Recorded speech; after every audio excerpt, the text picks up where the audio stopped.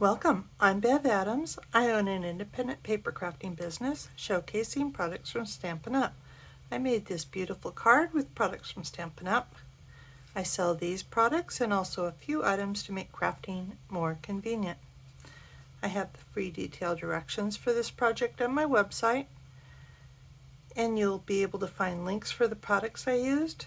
Just click the links for the products that you would like to be taken to my online store at Stampin' Up! You'll see where to find all of that at the end of this video, so don't worry about taking notes. It's time to put stamps, ink, and paper together.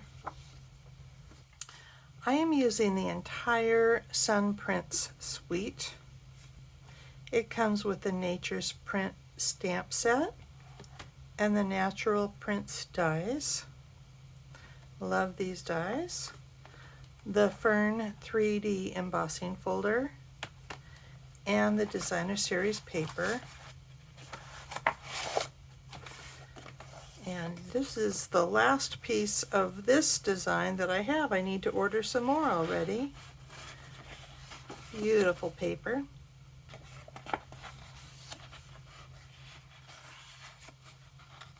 So I'll be using this design for my card today also. The Sun Prints Designer Series paper is based on this special paper.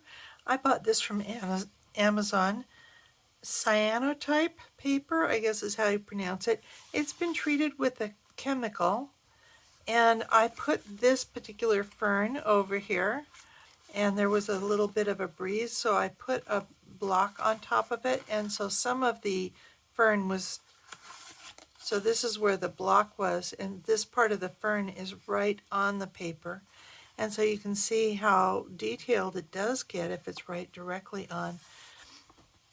It's really kind of fun paper to play with. You just put your design on the paper and sit it out in the sun for 5 or 10, 15 minutes. Rinse off the chemicals that are on here and dry it out, and it's beautiful. So, but Stampin' Up! Has done that for you. When you go to cut this paper, there is a very, very subtle writing on here. Not enough to read it, but I think it does mean that there's a direction. Although we're going to be embossing, so it probably won't matter at all if you don't notice that when you cut it. My card base is the new Starry Sky cardstock, and it is not my usual size. It is still 5.5, but it is 7 1/4, scored at 4 1/4, so the card size will end up the same. This piece of Designer Series paper is 2 3/4 by 5 1/4. This piece I'm actually this side, and it's 1 1/2 by 5 1/4.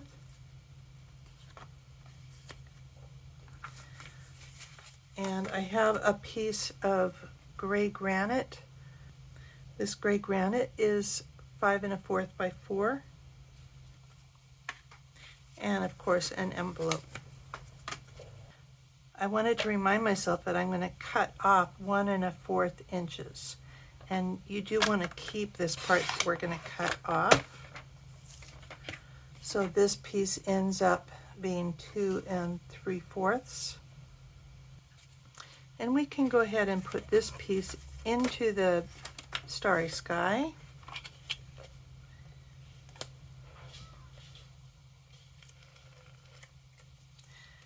And I usually use white or very vanilla for the writing inside, but this is still a very light color. And so I think it's just fine for writing on. This piece is going to go over that edge. Okay, so this shows through. This piece we're going to go through the Stampin' Cut and Emboss machine.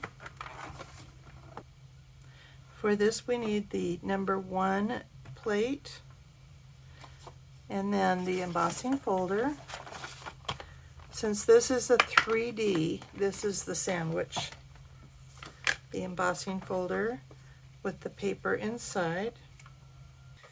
And then we need the number 4 embossing plate.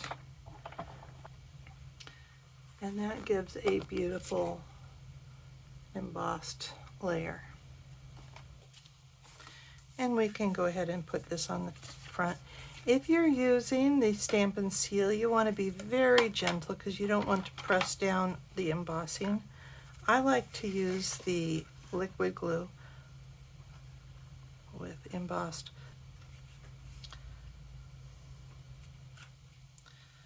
And the liquid glue also gives you a chance to wiggle it around where you want it. I don't know that I said my ink is just the white craft ink, and I will be doing some embossing. I have the ancient white embossing powder. It now comes in a basics pack.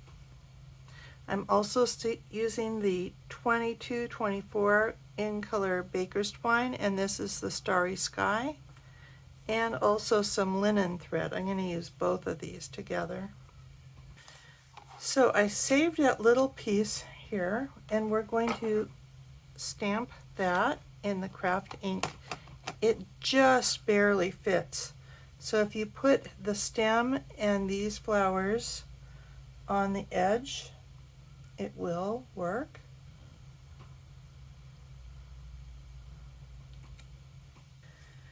And I do need a piece of Starry Sky, about 5 1/4 by 4. I'm going to be doing my stamping on this. So I'm inking this large leaf. I think that, is this a ginkgo leaf? I don't know. So pretty. And I'm inking my best wishes.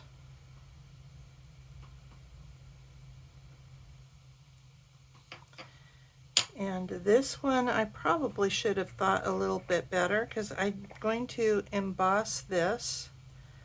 I'm not going to really, hadn't planned on embossing this, so I think I can do it. Just putting the embossing powder on that one side. And I guess I could emboss all of it, but I kind of like the pale look of the white craft ink on the dark paper. So I'm going to heat emboss this. And I don't know if you'll be able to see this. This is awfully noisy, but I think you can still hear my voice. The powder is kind of a matte color, but when you heat it with the heat tool, it becomes more solid and shiny and white. You do want to make sure all of it gets embossed, so look at it from different angles. Then we're going to bring the Stampin' Cut and Emboss machine back in, and this time we're going to use it for die cutting. For die cutting, we want the number 1 platform again. And I am using our magnetic plate. I love this plate. You can see it's already well used. It does a really nice job of holding pieces down. So I'm putting both pieces in my machine, and I'm pulling in my dies. I'm going to use this label, and I'm going to use both of these sprigs, this piece and this large piece.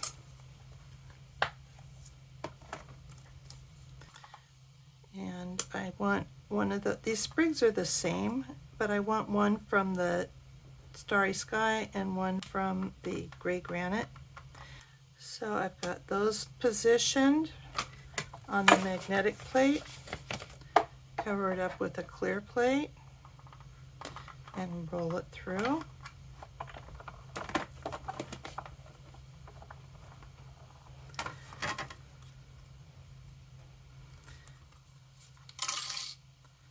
Perfect.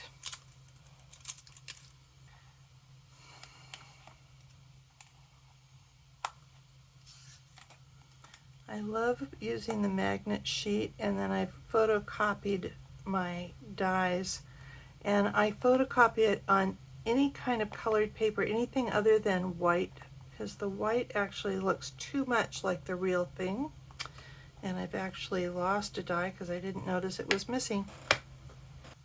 So bringing my card back in, and so I just need to attach my flowers here. I want to put my blue one up about here. I like starting with that one. It's not going to go all the way down to the bottom, but that's okay. This gives me a little bit of blue on that side and a lot of blue on this side. I am going to use dimensionals for this one.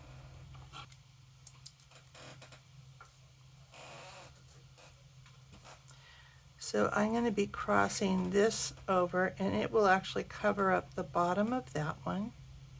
And they should be kind of almost about the same height, about there. Then I'm going to put the gray granite sprig over here, and I'm gluing it directly to the larger one. And this one I'm going to put this way.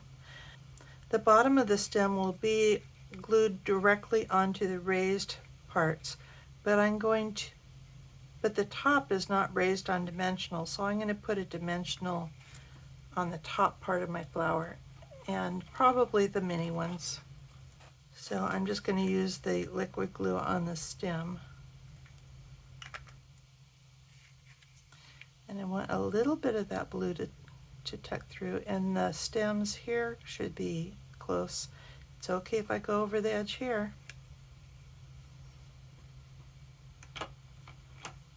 We'll put dimensionals on our label.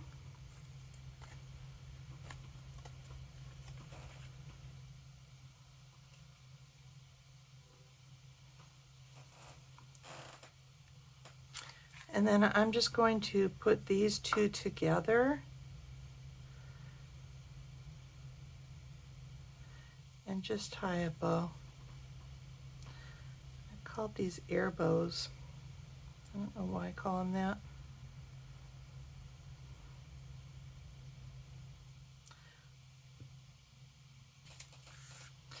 And I need a little glue dot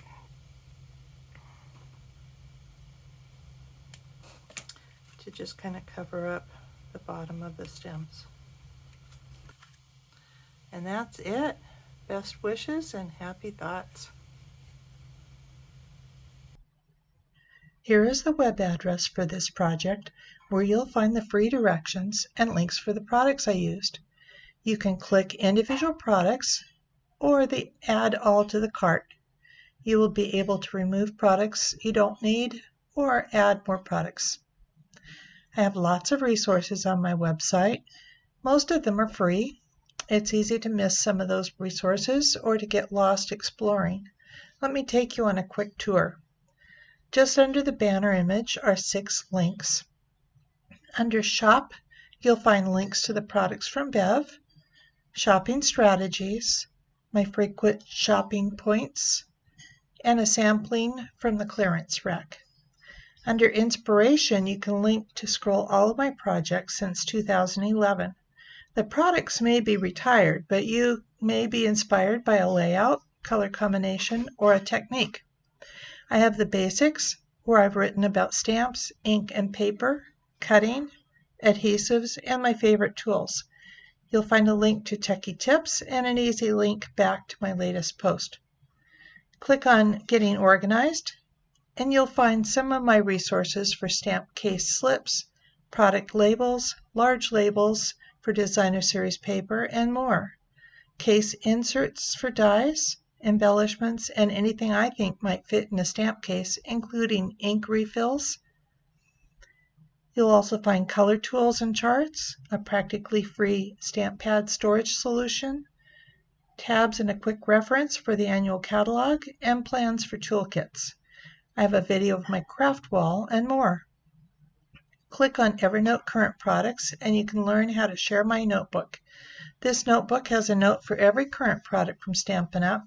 It allows you to search by color, image, product type, word, phrase, or event, and more. I include French, German, and Dutch names and numbers when available, and the prices for all the markets. Evernote synchronizes on your phone, tablet, and or your desktop or laptop computer, so you can look through the Stampin' Up! Catalog from anywhere, anytime. You can copy my notes for the products you own so you can find just what you're looking for. When products retire, I move them to the Retired Products Notebook, which I also share, and I host a notebook for Paper Pumpkin. Click on Sip Together and then Let's Stamp to come stamp with me or join my Sip Together team. There's also a link to learn a bit about me. The sitemap will help you navigate all these links from one page. And there are quick links along the side of my page. Shop Now takes you to my online store at Stampin' Up! You'll see the current host code. It would be a great help to me if you use that if you are ordering less than $150. You can click on the current catalogs to page through them online. And then there are my links to my 5 most recent posts. Thank you very much for stopping by and hope to see you soon.